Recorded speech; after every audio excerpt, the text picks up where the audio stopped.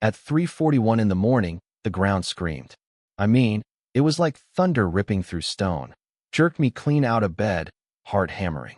I grabbed my flashlight, stumbled onto the porch, and there it was, a black wall of mud and shattered rock rolling down that mountain, swallowing trees, fences, and finally, Sophia Williams' glass mansion, the so-called crown jewel of her luxury resort. In less than a minute, her empire was just gone, buried under 30 feet of angry earth. You ever watch karma roll in like a freight train? That was it. But I'll tell you, none of that was a freak accident. Not by a long shot. I'd warned them. Begged them, really. Months earlier, Sophia, our iron-fisted HOA president, ordered up dynamite to blast into the mountain for her resort, shrugged off every geologist's warning, every old landslide map. She thought her power could outvote gravity. Yeah, that happened. The mountain had other plans. If you're still with me, let me know in the comments where you're watching from and what time it is for you right now. Don't forget to hit subscribe, because you're going to want to see how this HOA nightmare ends. I never pictured myself here, alone under a mountain that felt more alive than half the people I'd known in my 64 years. Name's Michael Brown, retired geotech engineer, widower, and, if I'm being honest, a pretty reluctant homeowner these days. Before all this madness, Silver Crown Mountain stood behind my backyard like a sentinel. It wasn't some massive rocky, but it had a soul, quilted in junipers, whispering fog, a stream of snowmelt running down every spring. After I buried my wife, that mountain was about the only thing that kept me grounded. When I moved in, there wasn't an HOA.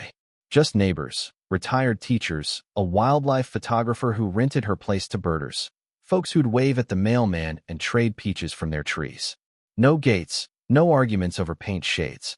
No one cared if your grass got a little wild. I thought maybe I'd found a place to heal up, rest my bones. But quiet never stays quiet, not when money's sniffing around. 5 years after I settled in, the HOA sprang up, supposedly to handle trash pickup and mailboxes. That was harmless enough, at first.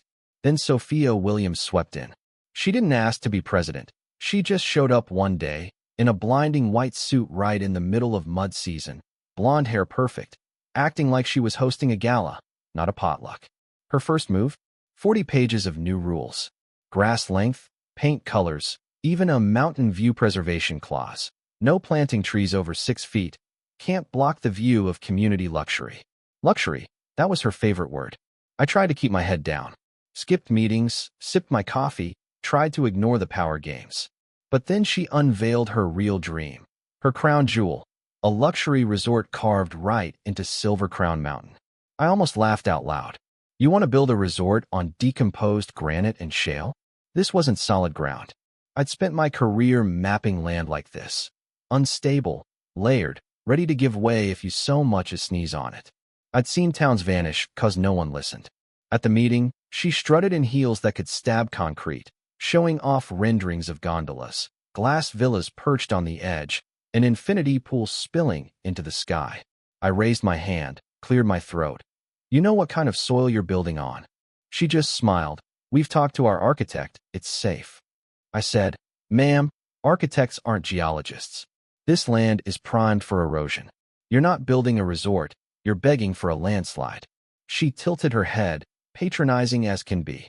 Mr. Brown, you're retired, right? Like that meant I couldn't know anything anymore. But I couldn't let it go. I dug through my old files, pulled geological surveys, circled every scar from past slides, every drainage channel that whispered danger. I remembered Santa Clarita, blasting a hillside for development. Then 3 years later, half the neighborhood under mud. The signs were all here. But folks were divided. Some, mostly the old-timers, worried. Others just saw dollar signs. The next meeting, I brought photos, mudlines 6 inches deep after a little rain. Imagine blasting this and pouring in tons of concrete, I said. Sophia just waved her hand. Fear-mongering. We have permits. We have professionals. Permits don't stop gravity. I shot back. Professionals don't rewrite geology. That night, my wife's words echoed. You're my living seismograph. I felt that tension in my bones. The mountain wasn't moaning yet, but I knew what was coming. Days later, boom. The mountain shook, dust billowed like smoke, coffee spilled across my table. They'd started blasting. I stood outside, watched the raw wound open across the ridge, like a friend stabbed in broad daylight. Birds vanished, deer trails disappeared. Sophia was there, of course, giving interviews with a champagne glass, grinning like she'd just built the Eiffel Tower. That was my breaking point. I swore right then I wouldn't stay silent. I set up trail cameras, marked soil movement with survey stakes, started a file labeled HOA Negligence, Resort Phase 1. Every day, I logged shifts, first millimeters, then centimeters. One retaining wall cracked, the dirt beneath it dark and wet. The mountain was whispering. Then came the rain. Not a storm, just a drizzle. But by morning, mud ribboned down to my fence. I measured, took photos, documented it all. I tried to present my findings at another meeting, but Sophia cut me off. This board has voted to limit unsolicited expert opinions. I snapped. You didn't even read them. She shot back. If you can't handle progress, maybe Silver Crown isn't for you. The room went quiet. I was being exiled in my own neighborhood. The next round of blasting, the mountain howled. Coffee sloshed, windows rattled. The earth trembled under my feet. Above me, the slope was shredded, raw rock where pines used to stand, dust settling like gray snow. And Sophia? She staged a press conference in a cream suit, gold brooch glittering, a banner behind her, Silver Crown Mountain Resort. Her circle cheered, but I watched the slope. Every cut in the land was a countdown clock. At another meeting, I raised my hand. Did you do a post-blast slope stability analysis? Her smile froze. We've had experts review it. I stood. I've reviewed it too. In '78, the north face collapsed after a minor storm. The records are in the county archive. Some neighbors shifted in their seats. Sophia bristled. Mr. Brown, with all due respect, your career is behind you. An architect isn't a geotech, I shot back. Permits don't make the ground stable. You dynamite that mountain, you're risking every home on this slope. After the meeting, Tom Delaney, accountant with 2 little kids, pulled me aside. I believe you. I've got cracks in my basement already, but I can't stand up to her. You don't have to, I said. Just document everything. Photos, dates, if it comes to court, that's what matters. Sophia escalated.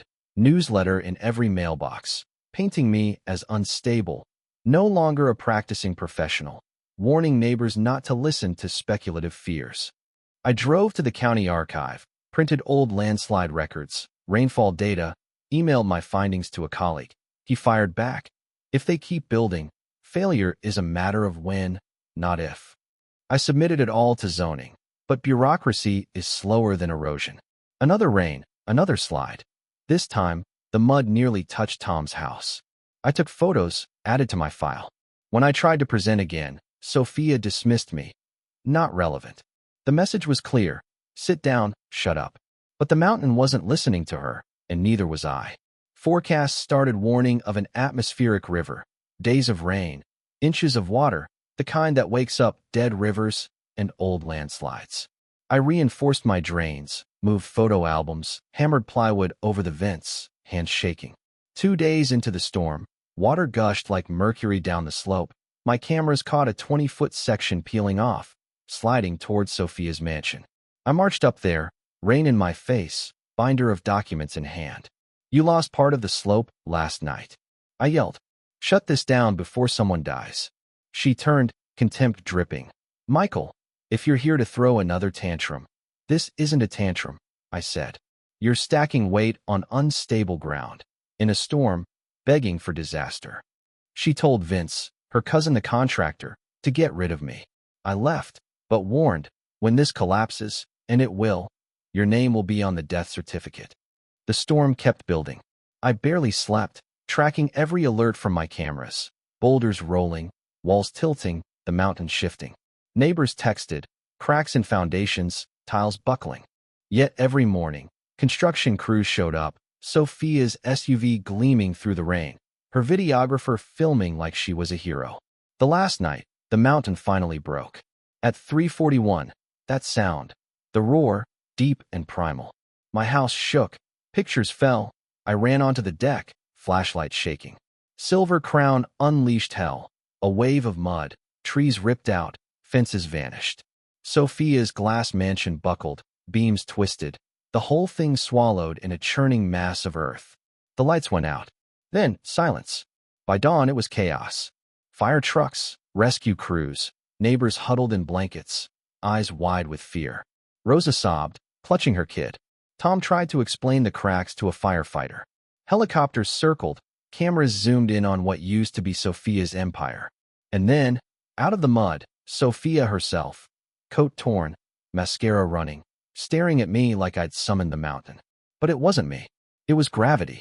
Arrogance, finally paying the bill. Later, as I handed my file of evidence to county officials, I felt no triumph, no vindication, just exhaustion. The mountain had spoken, and finally, the world was listening. The media wrote their headlines, luxury mansion buried. HOA dream turns disaster. Was this avoidable? Tom hugged his kids tight. Why didn't we listen? He whispered. I shook my head. It's not about being right. It's about surviving what's still coming. That slope isn't done moving. The county halted all new construction. The state's geologic task force confirmed it. Blasting, improper grading, a recipe for collapse, my warnings highlighted by name. Sophia's empire crumbled. Board members resigned. Investors vanished. Recall petitions roared. For once, truth wasn't buried. When the dust settled, the HOA was under new leadership. Rosa and Tom asked me to serve as geological advisor. I hesitated, tired beyond belief, but I couldn't walk away. We halted all development on the mountain's northern face. Instead of rebuilding, we restored, a preserve, a sanctuary for wildlife and for us. Grass grew, volunteers laid erosion mats, college students charted new drainage patterns. Slowly, the gouges softened. The mountain started to breathe again. One day, Sophia showed up in old boots, no camera crew, no gloss. I wanted to see it one last time, she said, voice low. She'd lost everything, was volunteering at an environmental center in Colorado now. She pulled a stone from her pocket, found this after the slide, kept it to remind myself. She apologized, voice shaking. I told her, I'm not the one who needs your apology. The mountain is. She nodded, left the stone on a bench, and walked away. I never saw her again. Months later, at our first mountain renewal day, a little boy tugged my sleeve. Are you the man who saved the mountain? I knelt down, smiled. No, kid. The mountain saved itself. I just refused to look away. He grinned, ran off to chase butterflies where Sophia's mansion used to stand. I realized then, we don't own the land. We belong to it. And if we're wise, we learn to listen before it roars. So, let me ask you, have you ever stood up to something bigger than yourself? Tell me your story in the comments. If you believe in listening before the ground roars, hit subscribe. There's more to tell.